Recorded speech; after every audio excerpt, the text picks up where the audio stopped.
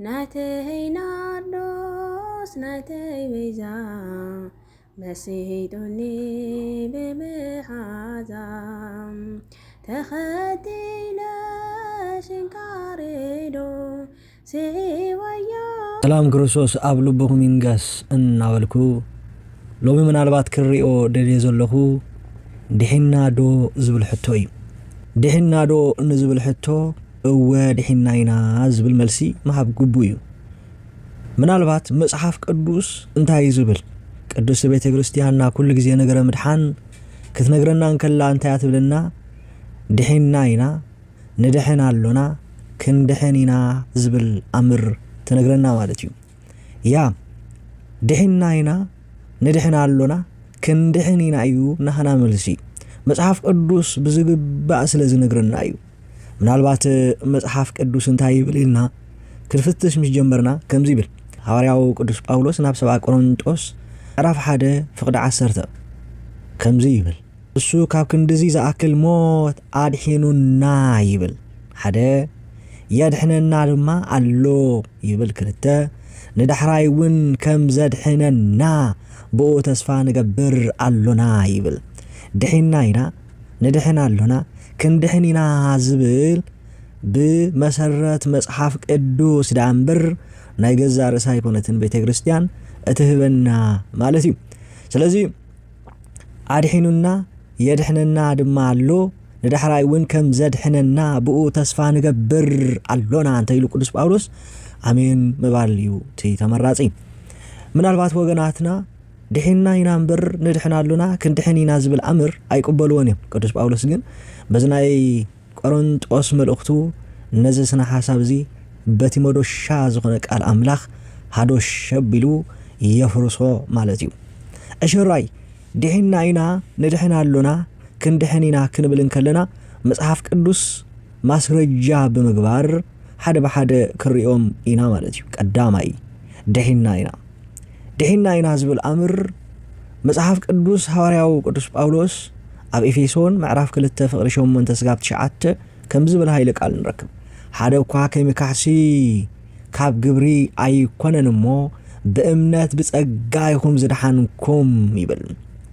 ራዩ እዚ ከዓ ውህበት አምላኽ ይምበር ካባኻትኩም ኣይኮነን ይብል ሕጂ በእምነት ብጸጋ ይኹም ዝድሓንኩም ይብለና ድሕና ኢና ንብሎ በእምነት ብጸጋ ማለትና እዩ በእምነት ብጸጋ ይኹም ዝድሓንኩም ማለቱ ግን እንታይ ማለት እዩ ኢልና መጽሐፍ ቅዱስ ማስረጃ ምስን ጥቀም ሐዋርያው ቅዱስ ጳውሎስ ብከምዚ ከረድአና ይጅምር ማለት እዩ ኣብ ቲቶ ምዕራፍ 3 ፍቅዲ 5 ስጋብ 7 ከባቢ ዘሎ ከምዚ ይብል ንሱ በመሕረቱን በመሕጻብ ሓድሽ ልደትን በመሕዳስ መንፈስ ቅዱስን እዩ ዘድሓነና እምበር ንሕና ብዝገበርናዮ ግብሪ ጽድቂ ኣይኮነን ይብል ራዩ በመሕረቱን ይብል እሞ በመሕጻብ ሓድሽ ልደትን ማለት ጥምቀት ማለት እዩ በመሕዳስ መንፈስ ቅዱስ ድማ አንብሮተ ኢድ ወይ ድማ ቀብአ ሜሮን ኢልና ንጽውዖ እዩ ዘድሓነና እምበር ንሕና ብዝገበርናዮ ግብሪ ጽድቂ ኣይኮነን ይብል ስለዚ እዚ ድሕና ኢና ኢልና እናኣምኖ ኃይለ ቃል እዩ ስለዚ ውርድ ኢሉ እንታይ ዝብል በጸጋኡ ጸዲቕና ብተስፋ ናይ ዘለዓለም ህይወት ወረስቲ ምእንቲ ክንከውንሲ ብመድሓኒና ብኢየሱስ ክርስቶስ ገይሩ ንመንፈስ ቅዱስ ኣብ ልዕለና እንታይ ገበሮ ኣብዚሑ ኣፍሰሶ ይብል ረ ድሕና ኢና ይብል በእምነት ብጸጋ ኢና ዝድሓና ኢሉ ምድሓና ፍጹም ምዃኑ ይነግረና ቀጺሉ ውርድ ኢሉ እንታይ ኢሉ ብጸጋኡ ጸዲቕና ይብል በቃ ድሕና ኢና ዝብል አምር ቀዳማዊ ነዚ ይመስል ንድሕና አሎና ክንብል እንከለና እንታይ ማለትና እዩ መጽሐፍ ቅዱስ ከንታይ ይብል ኢልና መስንርኢ ከምዚ ይብል ሐዋርያው ቅዱስ ጳውሎስ ናብ ፊልጵ ምዕራፍ 2 ካብ 12 ስጋብ 13 ከባቢ ዘሎ ከምዚ ይብል ደጊም ኣቱም ፍቅራተይ እቲ ምእንቲ ጽቡቕ ፍቃዱ ኢሉ ኣባኻትኩም ድልየትን ግብርን ዝገብርሲ አምላኽ እሞ ይብል እሞ ከለኹ ግዳ እቲ ዝበዝሕ እምበር ከለኹ ጽራይ ዘይኮነ ይብሎም ንሕሩ ከምዚ ብል ትእዛዝ ከምቲ ኩሉ ሳዕ እተኣዘዝኩም ብፍርሓትን ራዕድን ንምድሓንኩም ፈጽሙ ይብል ንምድሓንኩም እንታይ ግበሩ ፈጽሙ ንምድሓኒና ስራሕ እንሰርሕ ምድሓን ምፍጻሚው ምድሓንኩም ፈጽሙ እንተይልካ ነው ምድሓን አይፈጸምን እዩ ዝብል ሓሳብ አይመጽእን እዚ ጉዳይ እዚ ስለዚህ ንድሕና አሎና ማለት በቃ ምድሓንና ነፈጽም አሎና ማለት ናይ ምድሓንኩም ፈጽሙ ይብላሎ ምድሓንና ነፈጽም አለና ካሊ ቀዳማይ ጴጥሮስ ምዕራፍ 4 ፍቅሪ 18 ከም ዝብል አምር ንረክብ እቲ ጻድቕ ብሓይሊ ገድሊ ዝድሕን ካብ ዝኸውን ይብል ተዓማጺ ሓጠዳበይ ክረይ ይብል ስለዚ እቲ ጻድቕ ብሓይሊ ገድሊ ብሓይሊ ግብሪ ብሓይሊ ስራሕ ዝድሕን ካብ ዝኸውን ተይልካ ምድሓንና እንታይ ንገብር ኣለና ንፍጽም ኣለና ወይ ድማ ንድሕን ኣለና ስለዚ ንምንታይ ተባይሉ ንምድሓኒ ስለዚ ብሓይሊ ገድሊ እንታይ ንገብር ኣለና ንድሕን ምድሓንና እንታይ ንገብር ኣለና ብምንቅጥቃጥን ብርዕድን ብፍርሓትን ንፍጽም ኣለና ማለትና እዩ እሺ ሳልሳይ ክንድሕኒና ዝብል አምር እንታይ ማለትና እዩ መጽሐፍ ቅዱስ ከንታይ ይብል ዝብል ምርአይ አገዳስ ኮይኑ ይስምዐኒ እዚ ምድሓን እዚ ምስ ምጽአት ክርስቶስን ምድሓን ስጋናን ዝተኣሳሰር እዩ ካብ ባዕሉ ህላዊ ሓጢአት ንሓዋሩ እንናገፈሉ ተስፋ እዩ እዚ ናይ ምድሓንና ምፍጻሚ ማለት እዩ ፍጻሜ ዝረክብ ማለት እዩ እሺ ዕብራውያን ምዕራፍ 9 ፍቅዲ 28 ከም ዝብል ሃይለ ቃል ንረክብ ከምኡኻ እቲ ንሓጢአት ብዙሓት ከርሕቕ ኢሉ ሓንሳብ እተሰውአ ክርስቶስ ንምድሓን እቶም ዝጽበይዎ ካልኣይ ግዜ ብዘይ ሓጢአት ክግለጽ ይብል ካልኣይ ግዜ ክግለጽ ምዃኑ ነቶም ዝጽበይዎ ዝብል ንምድሓን በቃ ክንድሕኒና ዝብል ጎይታናን ኣምላኽናን መድሓኒናን ኢየሱስ ክርስቶስ ከድሕነና ናብቲ ዘለዓለማዊ ዝኾነ ርስቲ እንታይ እናኣትወሉ እዩ ማለት እዩ ንምድሓን እንታይ ንገብር ኣለና ንጽበ ኣለና እዩ ዝብል ዘለዉ ስለዚ ንምድሓን ቶም ዝጽበይዎ ስለ ዝብል ካሊእ ሮሜ ምዕራፍ 8 ፍቅዲ 23 እንተተመልኪትና ከምዚ ይብል ሐዋርያው ቅዱስ ጳውሎስ ንሱ ጥራይ ኣይኮነን ንሕና ብኩርነት መንፈስ ዘለና ውን መሰል ውልድነትና ይብራዩ ራዩ መሰል ውልድነትና ይብልማ ብኩርነት ዘለና ማለት በእምነት ብጸጋ ዝድሓና ምድሓንና ንፍጽም ዝነበርና መንፈስ አምላኽ ውን አባና ዘለና ውን ይብልማ መሰል ውልድነትና ራዩ መሰል ውልድነትና ማለት በእምነት ብጸጋ ኢና ዝድሓና ንብሎ ጸጋ ጥምቀት ውልድነት ዘለና ማለት እዩ ውልድነት መሰል ናይ ውልድነትና ድማ እንታይ እዩ መወዳእታ ርስቲ መንግስቲ አምላኽ ንምእታው እዩ ማለት እዩ ሕጂ መሰል ውልድነትና ማለት ይብልሞ ምድሓን ስጋና እናተጸበና ብውሽጥና ነስቆርቁር ኣለና ይብል ምድሓን እንታይና ስጋና ነዚና ምድሓን ስጋና ንጽበሉና ከድሕነና ዘለዓለማዊ ርስቲ ከእትወና ማለት ክንድሕን ኢና ኢልና በተባዓት ንምስክር ማለት እዩ ስለዚ እዚቲ ንጽበዮ አምር ናይቲ ቤተ ክርስቲያንና ድሕና ኢና ንድሕና ኣሎና ክንድሕን ኢና ንብሎ እዩ በዚ መሰረት ምድሓንና ሓደ ግዜ ተጀሚሩ ዝተወደአ ነገር ጥራይ ዘይኮነስ ቀጻሊ መስርሕን ናይ መጻኢ ተስፋን እውን ምዃኑ ንርዳእ ጎይታናን አምላኽናን መድሓኒናን ኢየሱስ ክርስቶስ ካብ ኩሉ ቁጽዓት ሓጢአት ኣድሒንና ካብ ሓይሊ ሓጢአት ድማ የድሕነና ኣሎ ካብ ህላዌ ሓጢአት ድማ ንዘለዓለም ከድሕነና እዩ ድሕና ኢና ንድሕና ኣሎና ክንድሕን ኢና ድሕና ኢና ኢልና ሱቕ ንብለሉ ምክንያት የብልናን ንድሕና ኣሎና እምበር ንጸውም ኣሎና እምበር ንሰግድ ኣሎና እምበር ንንስሕ ኣሎና እምበር ናብ ቤተ እግዚአብሔር ንግስግስ ኣሎና እምበር ብግብሪ ንምድሓን ንፍጽም ኣሎና እምበር መወዳእታ ትንሣኤ ዘጉባኤ ክንድሕን ኢና ምስ ቅዱሳን ነቲ ቅዱስ እግዚአብሔር እንዳመስገና ክንነብር ኢና ማለት እዩ ስለዚ ድሕና ኢና ኢልና ብትብዓት ንምስክር ድሕንካ ዶ ተባይልካ ክትሕተት ከለኻ እወ ድሕነ ይዝባል ድሕና ኢና ንብል ንድሕና ኣሎና ድማ ንብል ስለዚ ክንድሕን ኢና ኸ ንብል ብክርስቶስ ድሕንካ ዶ ክብለካ እንከሎ ሓደ ሰብ ነው ኣይድሓንኩን ኣይበሃልን እዩ ድሕና እንዲሁ ድሕና ደይኮናን ኣብ መስቀል ቀራንዮ ተሰቂሉ ክርስቶስ ደሙ ኣፍሲሱ ስጉኡ ቀሪሱ ኣድሒንና እዩ 4 ነጥቢ ኣብዚ ኣይድሓነናን ኣይድሓንኩን ኣይበሃልን እዩ በቃ ድሕንካ ኢኻ ብጸጋ ማለት ብእምነት ብጸጋ ይኹም ዝደሓንኩም ብናትኩም ግብሪ ኣይኮነን እንተይሉ ግብሪ ዝበሃል ኣብዚ ኩቱታ ኣይኮነን ብእምነት ብጸጋ ኢና ዝደሓና እንተ ተባሂሉ ኣብዚ ናህና ግብሪ የብሉን ናይ ማንም ምላእ እውን የብሉን እዩ ስለዚ ብክርስቶስ ድሒንካ ዶ ማለት እዩ ብእምነት ብጸጋ ድሒንካ ዶ እንተይልካ እወ ብእምነት ብጸጋ ድሒንና ኢና ድሒነ ኢልና ብትብዓት ክንመስክር ይዘሎና ማለት እዩ ስብሐት ለእግዚአብሔር ወላዲቱ ድንግል ወለመስቀሉ ክቡር አሜን ስእልን ምስልን ይፍቀዶ አይፍቀድን ይግበርዶ አይግበርን ዝብል ነዞም ክልተ ርኢና ክንገብር ኢና ማለት እዩ ወይ ድማ ክንሪኦም ኢና ምናልባት ኣብ ኦሪት ዘጸአት ምዕራፍ 20 ስእልን ምስልን ኣይትግበር ዝብል ቃል በቃሉ ኣይትግበር እትብል ንረኽቦ ማለት እዩ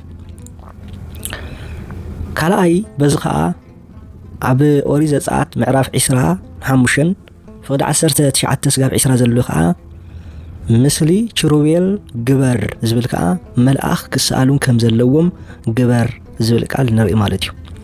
ኣማልኽቲ ወርቅን ብሩርን ከዓ ኣይትግበር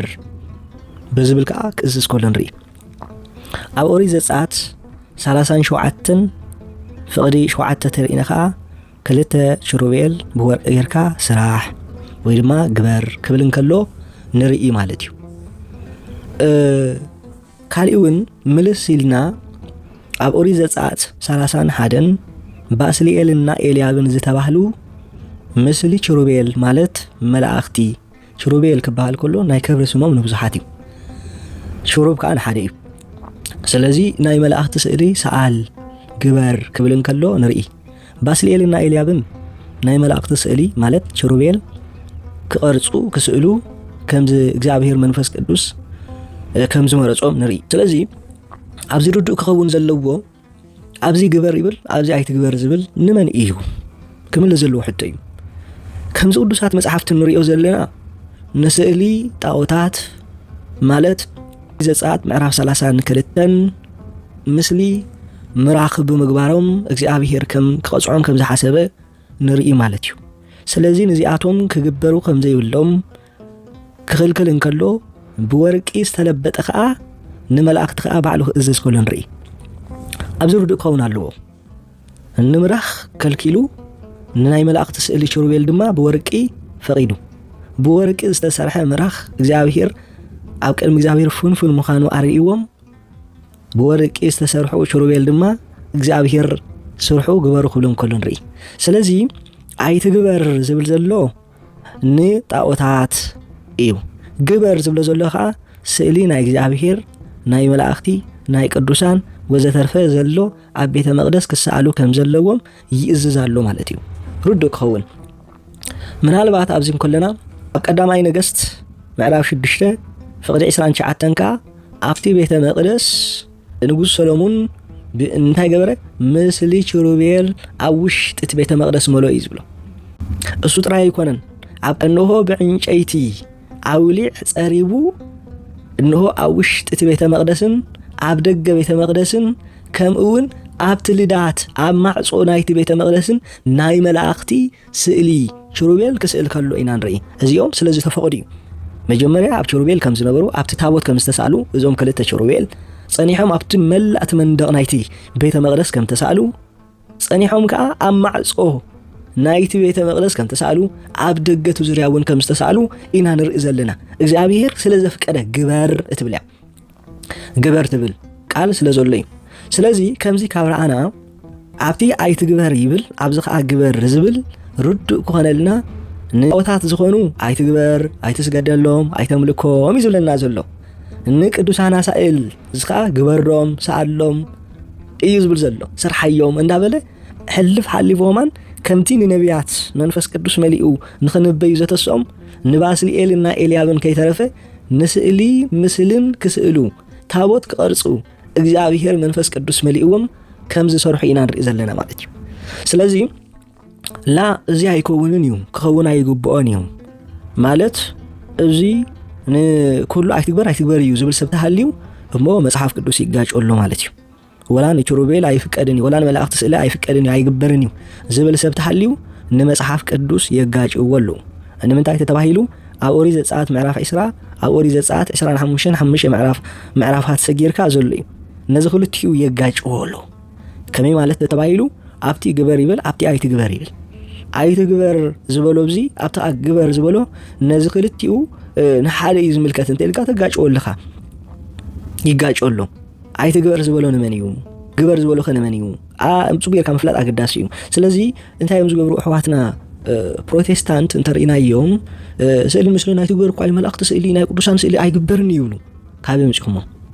ግበር ዝብል ዘሎ ናበይ ክንገድፎ እሞ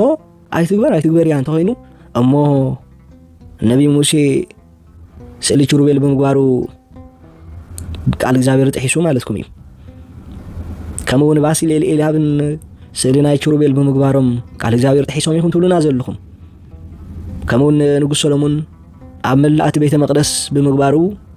ቃል እግዚአብሔር ጥሒሱ እዩ ገይርዎ ይኹም ትብሉና ዘለኹም ኣይኮነን ኣይትጋገዩ ንቅዱሳን ኣሳእል ስለ ዘፍቀደ እዮም ገይሮም ቃል እግዚአብሔር እውን ኣይጥዓሱን እግዚአብሔር ክልተ ቃሉ ኣይትግበርዎ ሓንቲ ቃሉ ንጣዖታት ኣይትግበር ነቲኦም ግበር ላ ንኹሉ እዩ ኣብቲ ኣይትግበር ይብለካ እግዚአብሔር ጸኒሕኻ ግበር ዝብለካ ትኮይኑ ናይ እግዚአብሔር ቃል ይጋጭሎ ማለትኩም እዩ የግተጋጭዎ ኣለኹም ቃለይ ካብ ዝሓልፍ ሰማይን ምድርን ክሓልፍ ይቀልል እዩ ቃል እግዚአብሔር ሓንቲ እወት ኮይና እወያ ኖኖት ኮይና ኖኖያ ስለዚ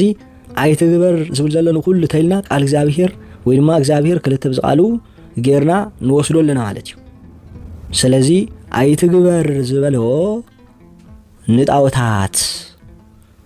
ኣነጺሩ ገሊጽዎ ኣሎ እዩ ዘጸአት ምዕራፍ 20 ፍቅዲ 23 ትሕቲሉ ታይልዎ ኣማልኽቲ ወርቅን ብሩርን ንዓኻ ኣይትግበር እዩ ኣብትኸ ክገብሩ ከዓ ንርኢ ስለዚ ካብዛ አንጻር ይምበር እንሆ ኣይትግበር ዝበሎ ንመን ግበር ዝበሎ ንመን ፈላሊኻ ምፍላጥ ኣገዳሲ እዩ ላ ንኹሉ እዩ ዝምልከት ተይልና መጽሓፍ ቅዱስ ኣይጋጮን እዩ እንዳበልኩም ተጋጭው ኣለኹም በዚ ኣይትግበር ይብል በዚ ግበር ይብል ታይ ማለትኩም እዩ ከመይኹም ትብሉ ዘለኹም ፈላሊኹም ንገሩ ንጣዖታት ኣይትግበር ኢሉ ንትኻ ግበር ኢሉ ኢልኩም ፈላሊኹም ንገሩዎም ንኹሉ ኢተይልኩም ግበር ዝበሎ ናበይኹም ክትሓውዎ ስለዚ መጽሓፍ ቅዱስ ተጋጭው ስለ ዘለኹም ናብ እግዚአብሔር ተመለሱ ንስሓእቱ ክብል ይፈቱ ይቀንደለ እዩ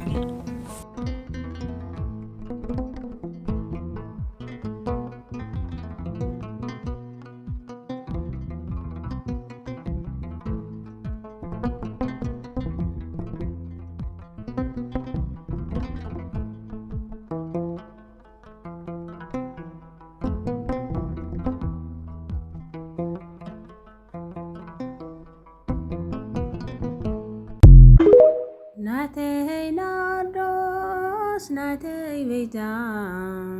መሲሒጡኒ ብምሓዛ ተኸቲለ ሽንካሬዶ